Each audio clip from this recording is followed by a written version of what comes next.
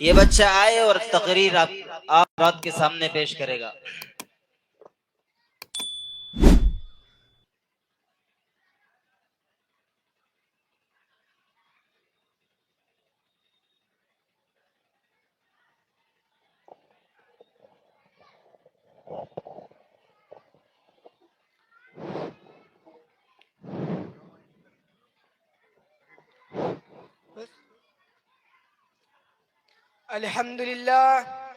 الحمدللہ وحدہ والصلاة والسلام علی من لا نبی بعدہ اما بعد فاعوذ باللہ من الشیطان الرجیم بسم اللہ الرحمن الرحیم اما الذین سعدوا ففی الجنة خالدین فیہا وقال اللہ تعالی فاما الذین سقوا ففی النار۔ محترم حاضرین، ابھی میں نے آپ کے سامنے قرآن مجید کی دو آیتیں پڑھی ہیں جن کا سادہ ترجمہ یہ ہے کہ جو لوگ خوش قسمت ہیں وہ جنت میں ہیں اور وہیں رہیں گے، جو لوگ بدبخت ہیں وہ جہنم میں ہیں۔ اس دنیا رگے بومے میں جب انسان اپنی آنکھیں کھولتا ہے تو دنیا چاروں طرف سے گھرنا شروع کر دیتی ہے۔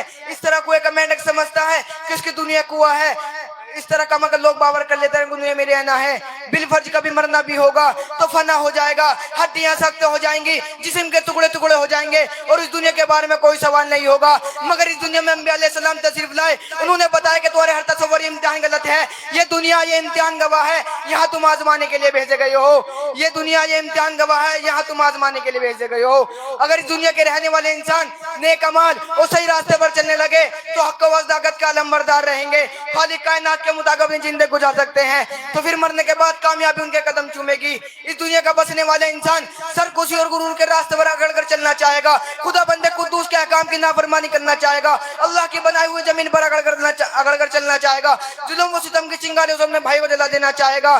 لیکن ایک دن آئے گا جب اس اپنے کا حساب دینا ہوگا، تب اس سے پوچھا جائے گا تمہیں دو ہاتھ دیے گئے تھے تاکہ تم کسی کمزور کی امداد کر سکو، تمہیں دو آنکھیں دی گئی تھی تاکہ تم غلط اور صحیح کی تمیز کر سکو، تمہیں دو پیر دیے گئے تھے تاکہ تم اللہ کی عبادت کے لیے مسجدوں میں جا سکو، تمہیں کل دی گئی تھی تاکہ تم باطل طاقتوں کی مکاری کو شکست دے سکو اور حق کی آواز کو بلند کر سکو۔ کیا تم لوگوں نے ایسا کیا؟ نہ کیا تو یاد رکھو یہ جہنم کی دہتی بھی آ گیا جس میں تمہیں ڈالا جائے گا۔ محترم دوستو، مرنے کے بعد آدمی سے قبر میں 3 سوال کیے جائیں گے۔ نمبر 1، من ربو کا، تیرا رب کون ہے؟ نمبر 2، من دینو کا، تیرا دین کیا ہے؟ نمبر 3، من نبیو کا، تیرا نبی کون ہے؟ اور اس سوال کے جواب دے دے تو ٹھیک ہے، اور کسی انسان کے سوال کے بارے میں نہ پتہ ہوگا تو قبر کا جواب اس کے اوپر سچ ہے۔ محترم دوستو، میرے اور آپ کے نبی حضرت محمد صلی اللہ علیہ وسلم نے ارشاد فرمایا، اور کسی انسان نے دنیا کے اندر غلط کام کیے ہیں، اللہ کی نافرمانی کری ہے، رسول صلی اللہ علیہ وسلم کی سنتوں کو چھوڑا ہے اور اللہ سے اپنی معافی نہ مانگی ہو، اللہ کے سامنے نہ رویا ہو، اللہ کے سامنے نہ گڑ گڑایا ہو اور اپنی مغفرت نہ مانگی ہو، تو پل صراط کے راستے پر گزرتے وقت جو پل صراط کا راستہ بال سے باریک تلوار کی دھار سے تیز ہے، وہ آگ جو اس دنیا کی آگ سے 70 گنا زیادہ تیز ہے، اس راستے پر چلتے وقت انسان کے 2 ٹکڑے ہو کر نیچے آگ میں گر جائیں گے۔ محترم دوستو، حشر کے آخرت کے دن حشر کا میدان ہوگا، بھائی بھائی کو نہیں پہچانے گا، دوست دوست کو نہیں پہچانے گا، ماں بیٹوں کو نہیں پہچانے گی، بیٹا باپ کو نہیں پہچانے گا، نفسی نفسی کا عالم ہوگا۔ محترم دوستو، ایک دن یہ دنیا میں سب کو چھوڑنی ہے، بادشاہ ہو یا فقیر، سرمایہ دار ہو یا مزدور، کبھی ہو یا کمزور، عقل مند ہو یا بے وقوف، مرد ہو یا عورت، ایک دن ہمیں دنیا چھوڑنی ہے۔ یہاں کا کسی نے وزر مال دولت، زمین جائیداد، کوٹھیا دکان، ہمیں آپ کے ساتھ کوئی نہیں جائے گا، ہمیں سب چھوڑ کر ایک ایسی جگہ جانا ہے جہاں ہمارے نیک اعمال کام دیں گے۔ چند پیسے جو ہم نے کسی غریب کی امداد کی ہے، چند رکعتیں ہمارے جو ہم نے خلوص کی نیت سے ادا کی ہے، چند میٹھی باتیں جو ہم نے مجبور بے کس اطمینان دلانے کے لیے کی ہے، یہی چیز ہمارے کام آئیں گی۔ وہ دنیا کا سارے سامان ہمارے لیے خراب ہے۔ ٹھیک کہا ہے کہنے والے نے، ٹک ہرس و ہوا کو چھوڑ میاں مدیس ودیس پھرے مارا، ٹک ہرس و ہوا کو چھوڑ میاں مدیس ودیس پھرے مارا، قزاق ازل کا لوٹے ہیں دن رات بزا کر نکارا، کیا بدیا بھیسا بے صدر کو نہیں پلہ سر بھارا، سب ٹھاٹ پڑے رہ جاوے گا جب لات چلے گا بنجارا۔ محترم دوستو، جب موت آئے گی 1 گھنٹہ 1 منٹ 1 سیکنڈ کی بھی فرصت نہیں ہوگی۔ محترم دوستو، جب موت آئے گی 1 گھنٹہ 1 منٹ 1 سیکنڈ کی بھی فرصت نہیں ہوگی، تو اس وقت کو آنے سے پہلے ہمیں تیار ہو جانا چاہیے اور اپنے ٹھکانے ایسی جگہ بنانا چاہیے جہاں ہمیں آرام و سکون مل سکے۔ وہ جگہ جنت ہے جو ہمیں مرنے کے بعد ملے گی، زندگی کا نام آخرت ہے جو آخر میں آئے گی۔ دعا کرے کہ اللہ تعالیٰ آپ کو مجھے صحیح راستے پر چلائے اور آخرت میں جنت ہمارا ٹھکانہ بنائے۔ میں ایک شعر کہہ کے اپنی بات کو ختم کرتا ہوں۔